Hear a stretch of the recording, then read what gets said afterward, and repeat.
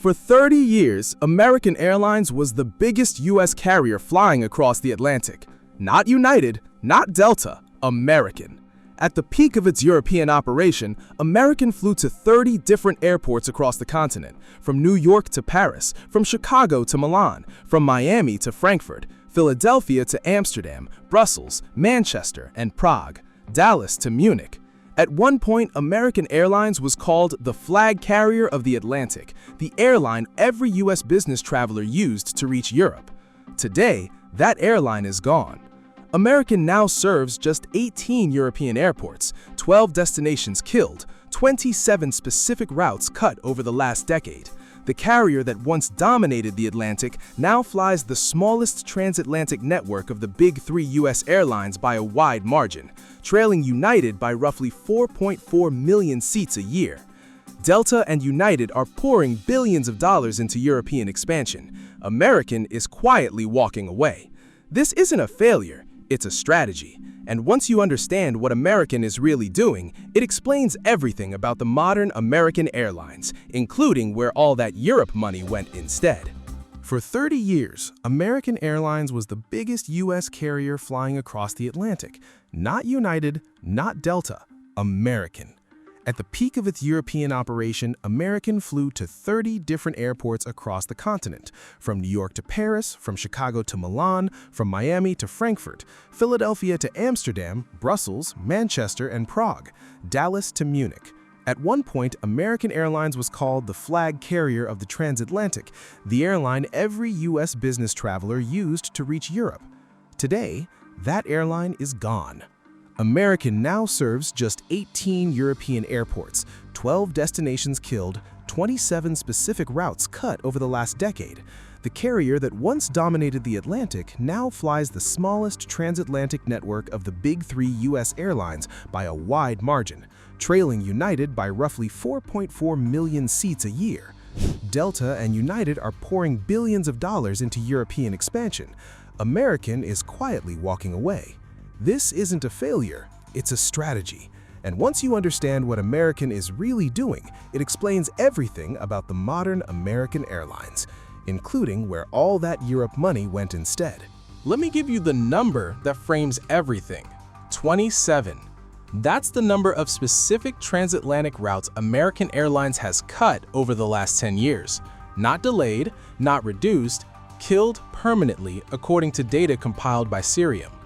Philadelphia lost Berlin, Shannon, Prague, Munich, Manchester, Glasgow, Frankfurt, Edinburgh, Dubrovnik, Budapest, Brussels, and Bologna. JFK lost Zurich, Manchester, Edinburgh, Dublin, and Birmingham. Chicago O'Hare lost Venice, Manchester, and Dusseldorf.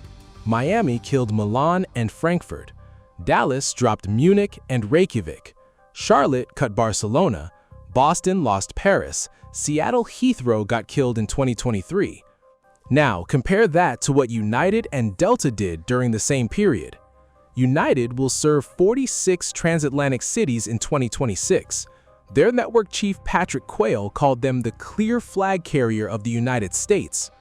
Delta flew its largest ever transatlantic schedules in 2024 and 2025, more than 700 weekly flights to 33 European destinations, aggressively expanding into Italy, Spain, and Portugal. The math is brutal.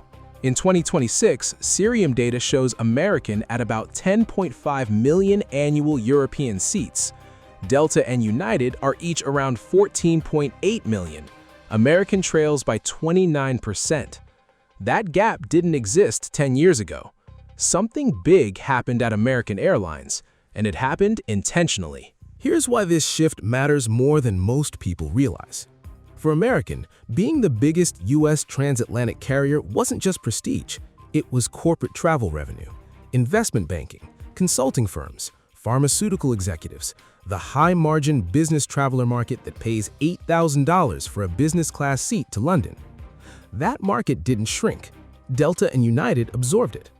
American reported full-year 2025 revenue of $54.6 billion, a record, but net income of just $111 million. For context, Delta earned $5 billion in pre-tax profit that same year. United earned $4.3 billion. American, same industry, same passengers, same routes, earned about 2% of what Delta made. The reason is $36.5 billion in debt, a number so large it forces every strategic decision at the company. When you're carrying that much debt, you can't fund international expansion the way United and Delta can. You have to choose. You have to shrink somewhere. American chose to shrink Europe. The question that runs through this entire story is, was that the right choice? And where did all that European capacity go instead? To understand what's happening today, you have to understand what American once had. Through the 1980s and 1990s, American built a real transatlantic empire. But the acquisition that transformed everything came in 2001. American bought TWA, one of the oldest and most famous American international airlines, for about $742 million. That deal gave American a St. Louis hub, an enormous chunk of JFK and LaGuardia slots, and TWA's legendary transatlantic heritage. American suddenly became the largest U.S. carrier flying to Europe. Then, in 2013, came the U.S. Airways merger. That created what is still today the world's largest airline, and it handed American a critical asset, Philadelphia. U.S. Airways had made Philadelphia into its primary European gateway. American inherited that entire operation. By the mid-2010s, American ran a wide transatlantic network from 5 hubs: Philadelphia, JFK, Chicago, Miami, and Dallas. London Heathrow was actually their busiest long-haul hub in the world. Yes, and American Airlines' busiest international operation was in London. That was the peak, and that's when the strategic redirect quietly began. The redirect happened for 2 reasons that most people never notice. One was an antitrust deal signed in 2010 that changed how American even needed to fly to Europe, and one was a pandemic that broke the transatlantic model.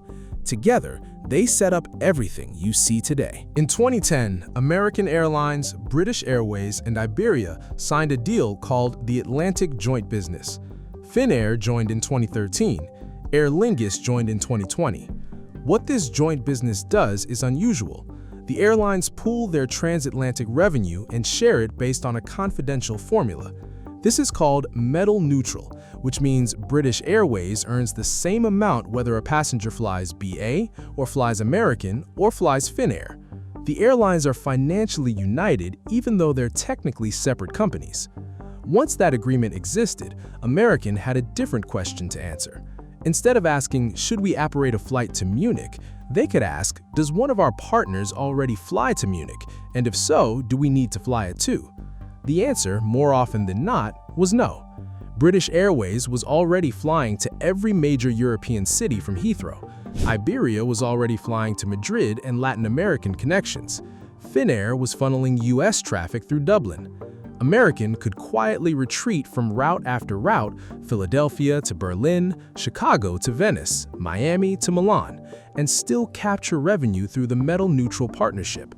The passengers still flew, revenue still came in, but American no longer had to spend billions maintaining its own European planes on unprofitable routes.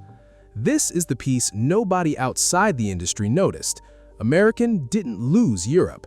It stopped operating Europe itself while still profiting from Europe through partners. Then came the pandemic, and American made the biggest single-year cut of any transatlantic carrier in history. In July 2020, American announced a network reset. They killed Dallas to Munich, Miami to Milan, multiple Philadelphia routes, multiple Chicago routes. Charlotte lost transatlantic service entirely. The proximate cause was fleet. American permanently retired its Boeing 757s, its 766s, and its Airbus A330s during the pandemic. Those were the medium-sized wide-bodies that made thin transatlantic routes profitable. Without them, Americans simply couldn't fly a route to Manchester profitably, so they didn't. Meanwhile, Delta and United kept their fleets and used the pandemic to grab market share. Every route American gave up, Delta or United absorbed. By the time the transatlantic market recovered in 2022 and 2023, American's European operation had been permanently shrunk, and the leaders who ran it, the strategic team led by Chief Commercial Officer Vasu Raja, doubled down on the retreat, which is where the third piece of the story comes in. Because American didn't just shrink Europe, they redirected the money somewhere specific: the Miami Fortress, the Latin American Empire. In 2026, American became the first U.S. carrier to fly to 100 destinations across Mexico, the Caribbean, and Latin America. Miami is now the biggest Latin American gateway in the Western Hemisphere. American operates more than 60% of all MIA traffic, over 410 peak daily departures. A billion-dollar Concourse D expansion breaks ground in 2027. Then there's Dallas. In summer 2026, DFW officially became America's busiest long-haul hub, surpassing London Heathrow for the first time in decades. American now plans about 2,073 long-haul departures a quarter from Dallas, more than they run from Heathrow, more than any other U.S. airline runs from any single hub. Every dollar American cut from Europe went here: Miami for Latin America, Dallas for domestic and Pacific, the Sun Belt for corporate volume. The story isn't that American gave up on international. The story is that American quietly rebuilt itself around a completely different international geography. The opposite story is what makes American's retreat feel so dramatic. United is running 46 transatlantic cities in 2026, expanding aggressively into small European destinations no other U.S. carrier touches: Split, Bari, Glasgow, Santiago de Compostela. United is treating international expansion as its entire growth strategy. Delta is doing the same. They're growing in Italy, Catania, Naples, Rome, Milan. Their Amsterdam joint business with Air France-KLM is one of the most profitable transatlantic operations in aviation history. Delta and United will fly nearly 30 million European seats between them in 2026. American will fly 10.5 million. That gap is intentional. It's the direct result of American's strategic choice to shrink its own European flying and let its partners do the work. Whether that choice pays off, or whether Delta and United are quietly stealing corporate business that American will never get back, is the question that will define American's next decade.